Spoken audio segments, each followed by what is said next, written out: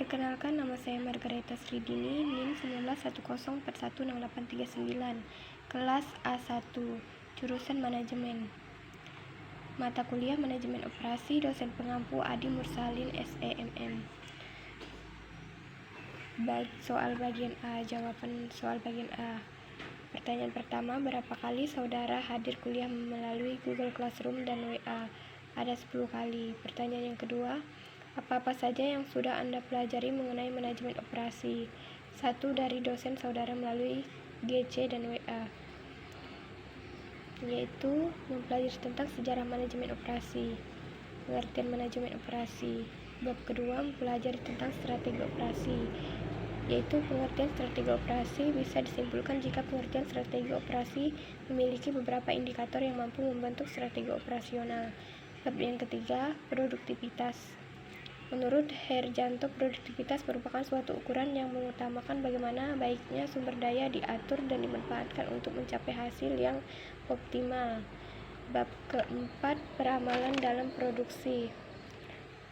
Peramalan adalah seni dan ilmu untuk memperkirakan kejadian di masa depan. Bab kelima, kapasitas produksi. Kapasitas produksi adalah suatu tingkat yang menyatakan batas kemampuan, penerimaan, penyimpanan, atau keluaran dari suatu unit, fasilitas, atau output untuk produksi dalam suatu periode tertentu. Bab keenam, strategi proses. Strategi proses atau strategi transformasi adalah sebuah pendekatan organisasi untuk mengubah sumber daya menjadi barang dan jasa. Pertanyaan yang ketiga, apa tugas terakhir yang Anda buat? Yaitu diskusi bab 1 dan bab 2 serta latihan teori, desain produk dan jasa, latihan soal manajemen persediaan, dan mencari materi EOQ atau Economic Order Quantity.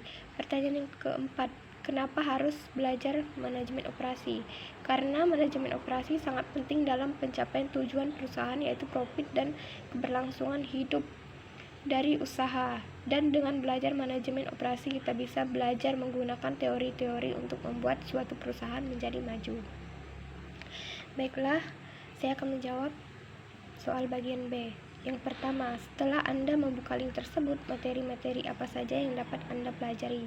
Yaitu materi tentang sejarah manajemen operasi, strategi operasi, produktivitas, peramalan dalam proses, kapasitas produksi, strategi proses, manajemen persediaan, dan analisis 10 keputusan manajemen operasi. Yang kedua, ada berapa jumlah video yang dapat ditonton? Video-video yang ditonton tersebut mengenai apa dan siapa pembicaranya, dan manfaat apa yang Anda dapat dari menonton video tersebut. Video yang pertama tentang manajemen produksi, pembicaranya Dewi Kenes. Video kedua tentang manajemen fungsional, pembicaranya Budi Harsanto.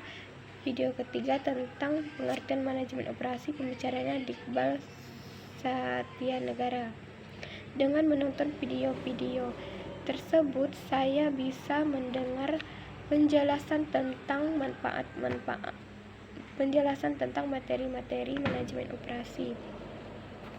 Pertanyaan ketiga, jelaskan apa yang dimaksud dengan manajemen persediaan.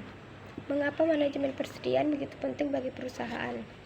Manajemen persediaan adalah sebuah bagian dari perusahaan yang memiliki tugas untuk mengatur persediaan barang yang dimiliki oleh perusahaan. Manajemen persediaan penting bagi perusahaan karena manajemen persediaan berfungsi untuk mengatur setiap persediaan yang ada di dalam suatu perusahaan.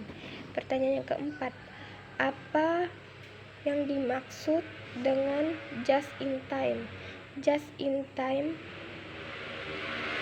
adalah suatu sistem produksi yang dirancang untuk mendapatkan kualitas, menekan biaya, dan mencapai waktu penyerahan seefisien mungkin dengan mengatur seluruh jenis pemborosan. Manfaat bagi mahasiswa,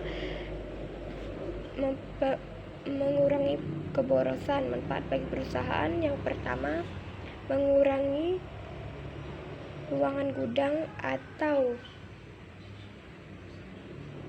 untuk penyimpanan barang. Yang kedua, mengurangi waktu setiap stok dan penundaan jadwal produksi. Dan yang ketiga, mengurangi pemborosan barang rusak Dan yang keempat, mampu membuat perusahaan menyerahkan produksi tepat waktu kepada konsumen. Dan yang kelima, sebutkan menjelaskan metode peramalan yang dapat digunakan oleh perusahaan. Mengapa peramalan perlu dipelajari oleh mahasiswa yang mengambil mata kuliah manajemen operasi?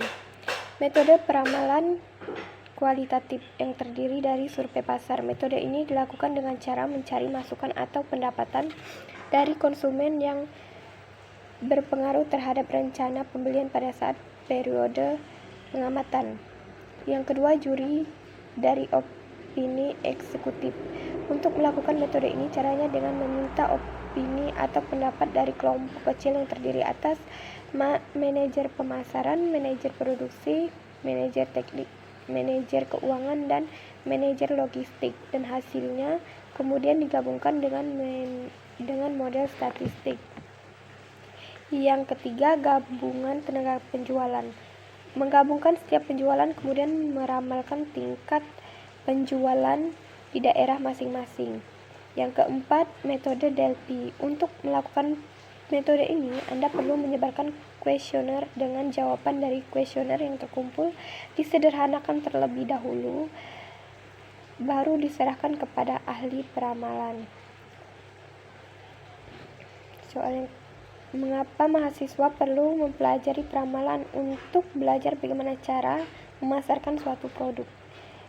Yang keenam, bagaimana cara untuk meningkatkan produktivitas tenaga kerja karyawan di perusahaan yang Anda pimpin dengan landasan teori. Cara meningkatkan produktivitas tenaga kerja di suatu perusahaan dengan cara memberikan bonus kepada karyawan yang bekerja dengan rajin. Yang ketujuh,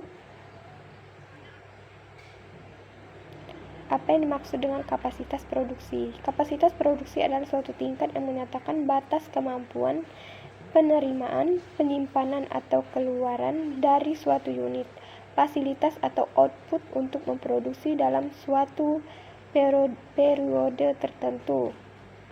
Kedelapan, apa kesan-kesan Anda mempelajari manajemen operasi secara daring, dan manfaat apa yang diperoleh belajar manajemen operasi secara daring? Dengan belajar manajemen operasi, saya bisa mempelajari metode-metode untuk memajukan suatu perusahaan. Cukup sekian jawaban yang bisa saya sampaikan. Terima kasih.